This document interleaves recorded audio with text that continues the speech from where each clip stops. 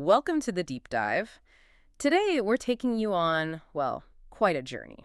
We're going from the tiniest flicker your eye makes in the dark all the way out to these huge global summits deciding trade policy. Yeah, and we're also looking at a pretty shocking case of government failure and this quiet race happening way up high for new aviation tech. So, our mission, as always, is to guide you through this stack of sources we've got. We're pulling together reports on, well, everything: housing policy gone wrong, US China talks. The shutdown of a key news source, this amazing new drone, and even, how your eyes actually work.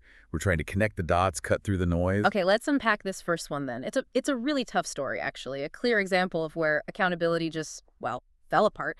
We're talking about this external wall insulation scheme in Fishwick. Yeah, it was meant to help people improve homes, but instead, Yeah. it's led to what people are calling a decade-long housing crisis there. What makes it really bad, from what I've read, is that there was information that wasn't shared. Is that right? That's exactly right. And it's pretty egregious. There was a government commission report way back in 2019. It basically said all 350 properties in the scheme had failed insulation. All of them. Wow. Uh-huh. The report pointed fingers everywhere: poor design, bad assessments, not enough ventilation, just shoddy work. But the real kicker, a lot of the homes shouldn't even have had that type of insulation put on them in the first place. They just weren't suitable.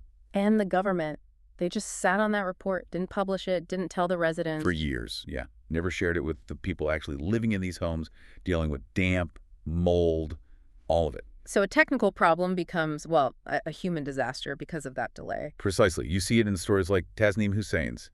She mentioned having to redecorate her place, get this, over 20 times in 10 years, just constantly fighting the damp from this faulty work. 20 times. You can't even imagine. And the health impact must be huge. Well, that's her biggest worry now. Her son, Mohammed, he's 14, prone to infections apparently, and he just had pneumonia. It's hard not to link that to living in those damp conditions day in, day out. So if the problem's known, the cause is clear: contractors, assessors, government oversight, kind of a systemic failure, right? What happens now for these people? Who pays? That's where it gets really difficult. The costs are, well, staggering. A charity, NEA, they managed to step in and fix up 45 homes, but the average cost, £70,000 per house. 70,000 per house. Yeah. So to fix the whole area, they estimate maybe up to £22 million. And crucially, NEA. They've run out of money now. So the charity's out. What about the local council, Preston City Council? Were they involved? They're calling it a significant failure, definitely. But they also say they didn't directly, deliver or oversee the actual installation work. They're sort of pointing back towards the original installers and the national government who funded the scheme. So it's a classic problem. Everyone agrees it failed, but nobody's stepping up to actually fix it for the residents left behind. Pretty much. They regret that no one else has provided support, but regret doesn't fix the mold, does it? No, it certainly doesn't. Okay, let's shift gears now, moving from crumbling walls at home to maybe walls going up around global information and trade. We're looking at the U.S. and China. Right. There's this planned meeting between President Trump and Xi Jinping in South Korea. It's happening alongside the APEC summit. And the goal here is, what, just trying to stop things getting worse? Yeah, I think stabilization is the key word. Things have been really tense, Trump's tariffs, China hitting back with limits on rare earth exports. It's been rocking the boat quite a bit. So they need to kind of calm things down. And are we seeing signs they actually want to do that? Any sort of pre-meeting moves? Yeah, a few gestures. The U.S. side has sort of hinted that a big threatened 100% import tax is off the table for now. And China signaled maybe they'll ease up a bit on those rare earth controls. And they might buy some American soybeans again. Okay. And Trump mentioned something about fentanyl tariffs, too. Right. So the U.S. put on these new tariffs recently, and about 20% of that new tax is specifically linked to goods coming from China related to the fentanyl crisis. Trump's suggesting he might lower those. Well, it's a gesture, a bit of an olive branch maybe, on a really sensitive issue for the U.S. But it sounds like maybe just papering over the cracks. Like you said, stabilization, not really solving the deeper problems. Well, exactly. Craig Singleton, he's a China expert. He put it really well. Called it short-term stabilization dressed up as strategic progress. Because the big rivalries, they're still there. AI dominance, 5G, influence over global events like the war in Ukraine. That hasn't gone away. Right. And China still holds some pretty strong cards, don't they? Like those rare earth minerals. Absolutely. That's huge leverage. You need those for everything high-tech, fighter jets, electric cars, all that stuff. She has a real chokehold there. And the optics of the meeting are interesting, too. Trump leaves right after, but Xi stays for the whole APEC summit. Yeah, that seems quite deliberate. By staying, she gets to sort of position China as the, reliable partner, especially countries maybe getting tired of the U.S. tariff unpredictability. It's a subtle play for influence. Okay, so that political tension, that focus on information control and influence, it makes this next piece sadly relevant. The news about Radio Free Asia, RFA. Yeah, this is a big deal. Because of the U.S. government shutdown, plus these really deep funding cuts that happened back in March, RFA is basically halting all its news operations starting October 31st. Halting everything. That's huge. It's the first time they've completely shut down in nearly 30 years, isn't it? That's right. And the damage was already being done. Those earlier cuts, they led to laying off 90% of the U.S. staff, stopping broadcasts in languages like Tibetan, Burmese, Uyghur. And RFA was crucial in some of those places, wasn't it? Especially for the Uyghur community. Absolutely vital. It was basically the only independent news source in the Uyghur language. And remember, it was RFA back in 2017 that first really broke the story about China detaining over 1 million Uyghurs. So shutting it down, you're essentially silencing one of the few outside voices getting information into and out of these really tightly controlled areas. That's precisely the concern. Nicholas Burns, former U.S. ambassador, he warned about this. Said it stops the U.S. from telling the truth to the Chinese people and countering Beijing's propaganda.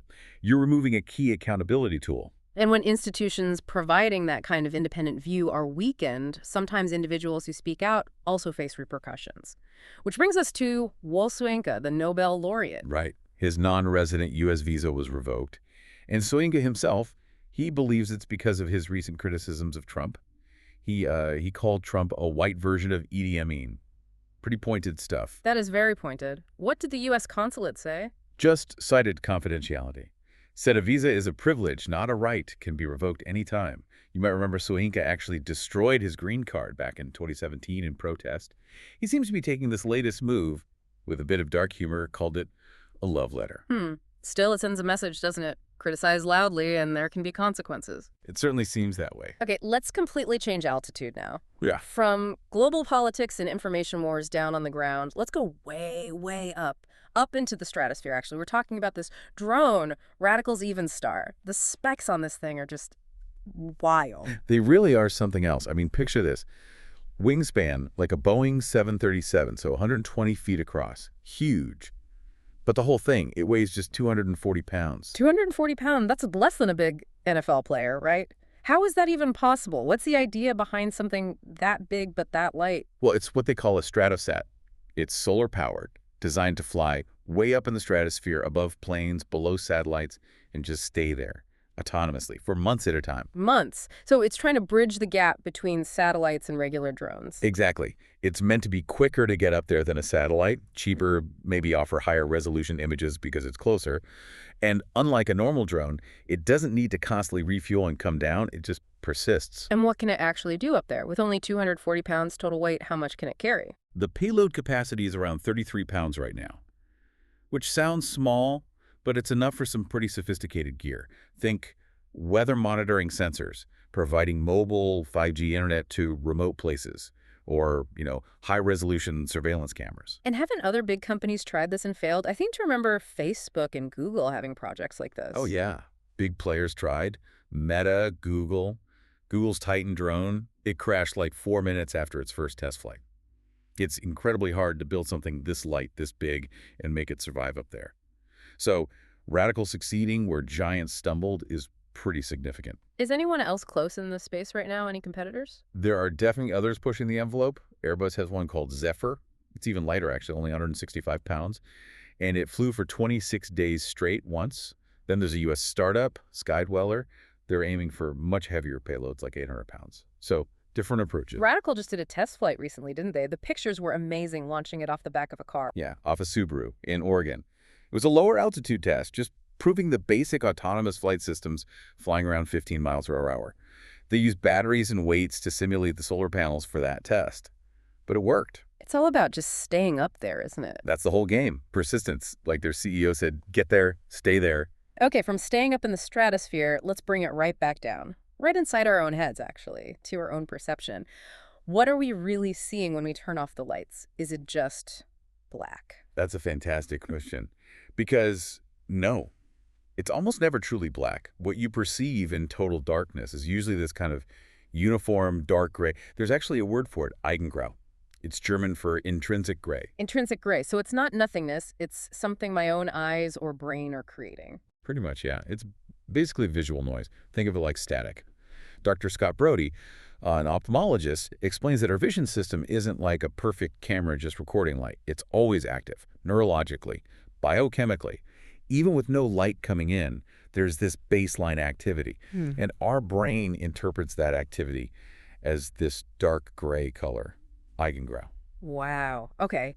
So that explains the grayness. What about those little flickers or movements you sometimes think you see in the dark? Or flashes of color? Right. So in the dark, your rod cells take over. They're super light sensitive. Yeah. And they're mostly around the edges of your retina. That's why you're often more aware of movement in your peripheral vision when the lights are low. Ah, okay. Makes sense. And those little flickers of light or color, they're often called closed-eye visualizations, or CEVs. Again, it's just visual noise, maybe a few neurons misfiring, or just random activity in the retina that the brain interprets as light. And then there's the weirder stuff, like when you press on your eye and see patterns, or getting hit and seeing stars. What's that? That's called phosphenes. It's basically seeing light without light actually being there. When you press on your eyeball, you're physically stimulating the nerve cells in your retina. Right. Your brain doesn't know why those cells are firing. It just knows that when they fire, it usually means light. So it interprets the pressure as, those weird circular light patterns. Same thing when you get hit on the head, the physical jolt stimulates the optic nerve and your brain just goes, okay, I guess there's light. Boom. Seeing stars. It's mechanical light in a way. Fascinating. So we've really covered a lot today. We went from the very real physical breakdown of housing and fishwick and the human cost, to the really fragile state of global diplomacy between the U.S. and China, and how information itself, like with RFA, becomes a battleground. then way up high to the race for the stratosphere with drones like Ebenstar. And finally, right back down into the quirks of our own biology. Yeah. How our brains literally create what we see in the dark, that Eigengrau. It feels like there's a thread running through all of this, doesn't it? About information, perception, maybe, noise. I think that's exactly right. Information and how it's controlled or perceived. Think about it. An unpublished report hiding a crisis in Fishwick. A vital news source like RFA being silenced. A drone designed to watch and gather information from above. And then our own eyes generating their own noise, that Eigengrau, that becomes our reality in the dark. Exactly. It all comes down to what information we get, what's filtered out, what's manufactured, and what's real. It really makes you wonder, doesn't it, if our own eyes produce this intrinsic gray, this sort of internal noise that shapes our perception of darkness, what hidden noise, biases, assumptions, maybe fears might be driving some of these huge political or economic decisions we talked about, the things happening behind closed doors. That's a really interesting thought. And maybe are we always better off when that internal noise, whatever it is, has to contend with external checks, with actual independent accountability, like a fully funded RFA or, government reports that actually get published? It certainly suggests that fight for clarity, for reliable information is, well, it's constant. It's happening out there in the world, and it's even happening inside our own heads. Something definitely worth thinking about. Thank you for joining us for this deep dive.